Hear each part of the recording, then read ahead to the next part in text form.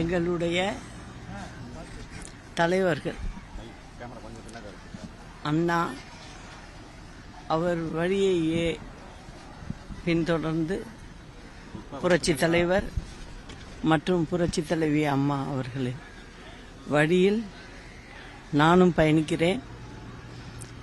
நாளைக்கு பசும்பொன்னில் அம்மா பிறந்த நாள் நிகழ்ச்சியில் கலந்துக்கிறேன். அதில் சில முடிவுகளை எடுக்கிறோம்.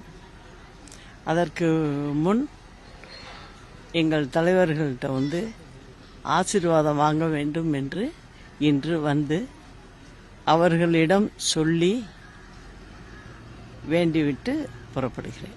ஏற்கனவே ஆதரவாளர்களே விருப்ப மனுக்களை பெற்றிருந்தீங்க. பலரும் தேர்தலை போட்டியிட விருப்பம் தெரிவிச்சிருக்கிறாங்க. ஆமாம், நாளை கட்சி குறித்தான அறிவிப்பு வெளியாகிறதா?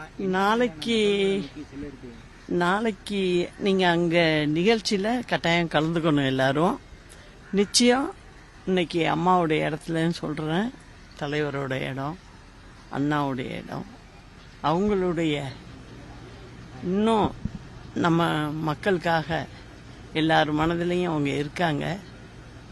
அதனால அவங்க இடத்துலேருந்து